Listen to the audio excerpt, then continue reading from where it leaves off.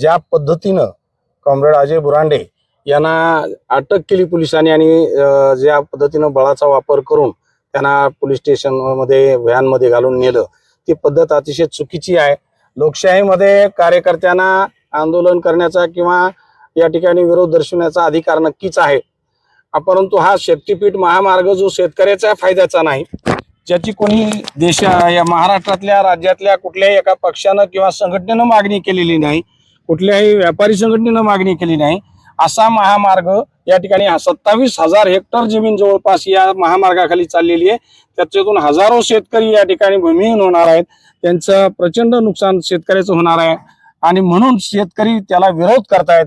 त्याचबरोबर हा महामार्ग एवढ्या उंचीचा असतो की ज्याच्यामुळे शक्तीपीठ महामार्गाचा जर तयार झालाच तर बाजूलाच पावसाळ्याच्या मध्ये सगळे तळेच तळे तयार होतात।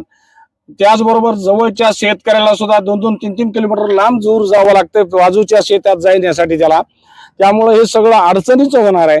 खरंच गरज नाही आहे त्या मार्गाची, कारण मार्ग अगोदरच तयार आहेत, गंगाखेड मार्ग अगोदरच तयार आहे, इकडं तुमचा मांडकेल मार्ग तयार आहे, मोहा मार्ग तयार आहे। कुठल्याही एका महामार्गाचं कुठलंही रुंदीकरण करून हा महामार्ग करू शकता, पण जाणून बुजून शेतकऱ्याच्या जमिनी घालवण्याचं काम कटकारस्थान या देशातले कॉर्पोरेट कंपन्या करतायत आणि त्याचा भाग म्हणून हा शक्तीपीठाला शेतकरी तब्बल विरोध करतायत। किसान सभेचे संपूर्ण टीम महाराष्ट्रामधले या ठिकाणी शेतकऱ्याच्या सोबत आहे। कोल्हापूर ते जवळपास नांदेड पर्यंत या ठिकाणी किसान सभेने याला विरोध केलेला आहे आणि हा विरोध करत असताना जरी आम्हाला अटक झाली, नेत्याला अटक झाली, तरी आम्ही हा विरोध करत राहणार आहेत।